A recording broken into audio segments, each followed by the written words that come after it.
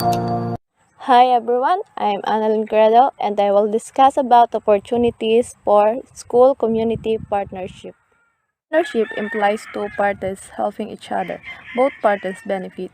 This means that if a school community partnership exists, both parties benefit from the relationship. Here are examples of what a community can do for schools. Brigada Escuela is a program engage all education stakeholders to contribute their time, effort, and resources in ensuring that public school facilities are set in time for the forthcoming school opening. It takes place more or less 2 weeks before classes begin in June. This is a school maintenance program that has been institutionalized since 2009 when DepEd issued DepEd Order Number 100. Next is curriculum development. This can mean use of community resources for learning, example, the museum, and the elders of the community as key informants in research, or resource person in the study of local history. Next is work experience programs. Business establishments and offices in the community can serve as training ground for learners. A concrete example is the work immersion. Work immersion is required for senior high school students. In this work immersion, students are given the opportunity to work in relevant establishments or offices in the community to help develop in them the competencies, work ethics, and values relevant to pursuing further education and joining the world of work. Partner offices for immersion provide senior high school students with opportunities for employment simulation, to become familiar with the workplace, to apply their competencies in areas of specialization or applied subject and authentic work environments. In this school community partnership, the school can fulfill what curriculum requires and may improve on their curriculum based on the community feedback. Enables the students to undergo hand-on work experience while community establishments contribute to the formation of graduates who are more ready for life and more equipped for the world of work or business. Some schools call this service learning since it actively involves students in a wide range of experience which benefits students and the community at the same time fulfilling the requirement of a curriculum. Next is remediation and enrichment classes. Parents and retired teachers may be involved in the school reading remediation and learning enrichment programs. Enrichment programs is a specialized tutoring program for students who need to learn at a higher level than in a typical classroom. It allows students who need an extra challenge in the classroom to stay engaged and interested in learning. Next is youth development programs. The young may involve themselves in youth development programs and develop their skills and talents, learn how to deal positively with peers and adults, and serve as resources in their communities.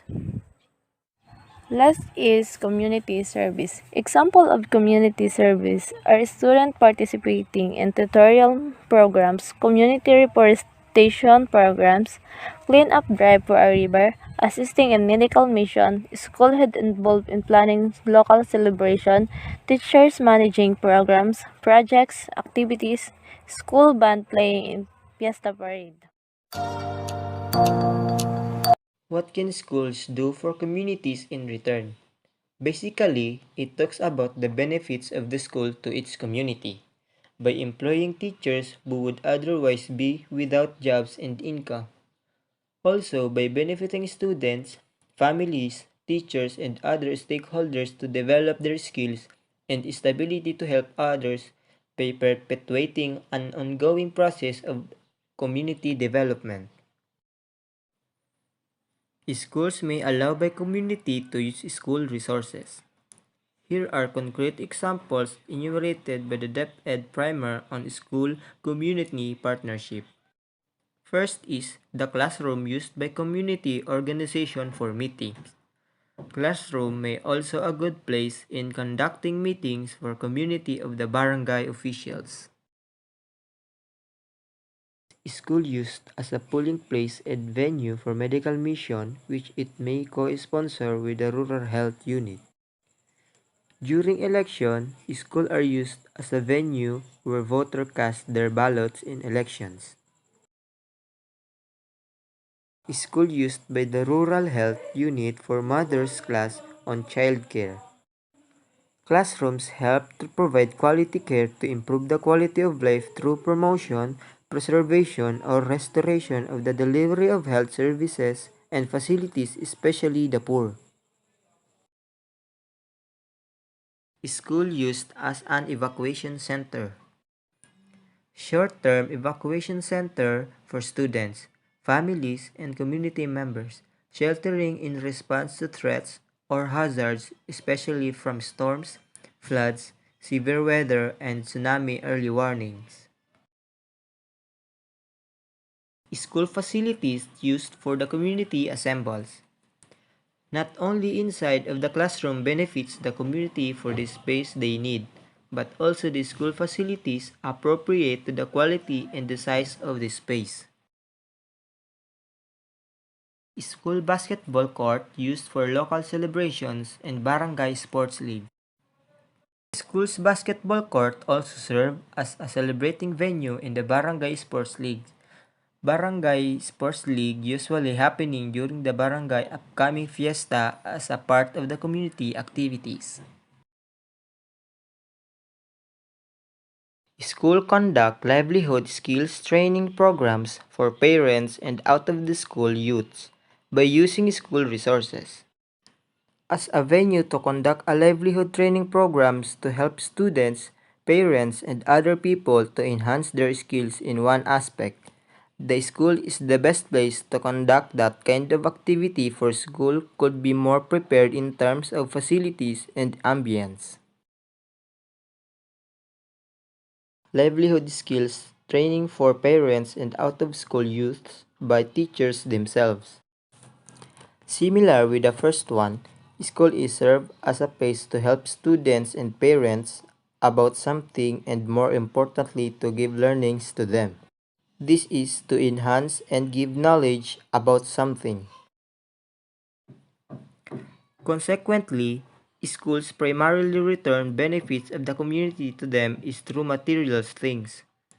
Most of the benefits of the school to the community is through providing ready and in good state facilities such as equipments and classrooms.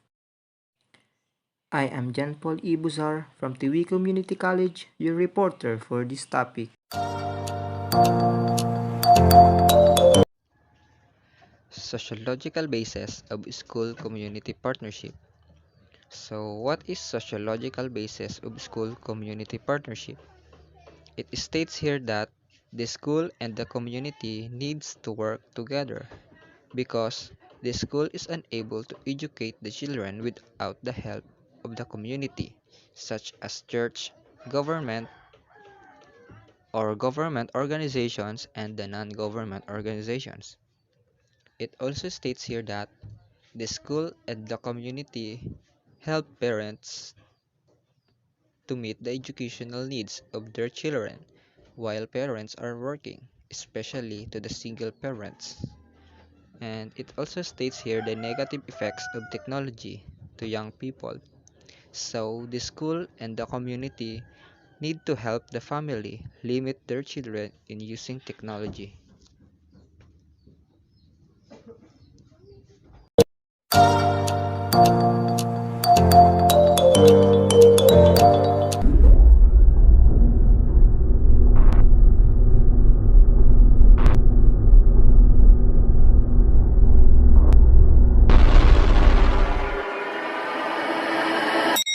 Good day, everyone! My name is Noemi Baramada Quijano, BS Ed Math 2C, Cluster 2. And I am Fatima Idauga Kamasis, BS Ed Math 2C, Cluster 1.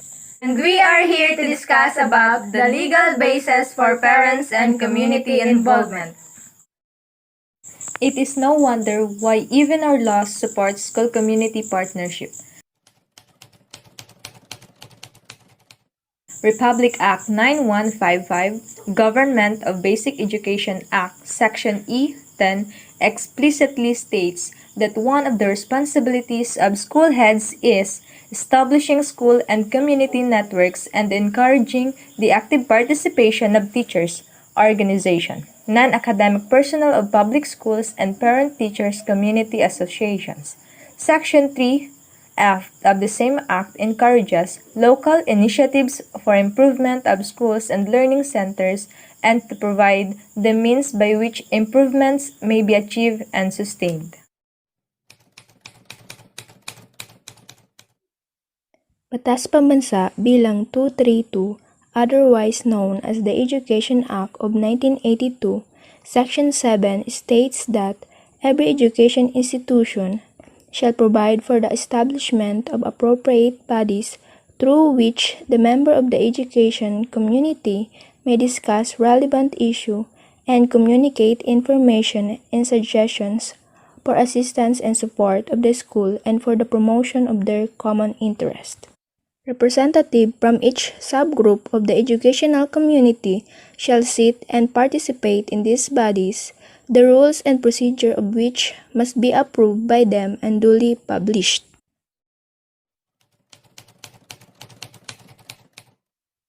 Another law, Republic Act 8525, adopt a School Program Act, also provides for school community partnership. It allows private entities to assist a public school, whether elementary, secondary, or tertiary in, but not limited to. The following areas: staff and faculty development for training and further education, constructions of facilities, upgrading of existing facilities, provisions of books, publications and other instructional materials, and modernizations of instructional technologies. Even the Philippines Education for All or EFA 2015 plan, then a vision and holistic program of reforms that aim to improve the quality of basic education for every Filipino by the end of 2015, likewise states, school shall continue to harness local resources and facilitate involvement of every sector of the community in the school improvement process.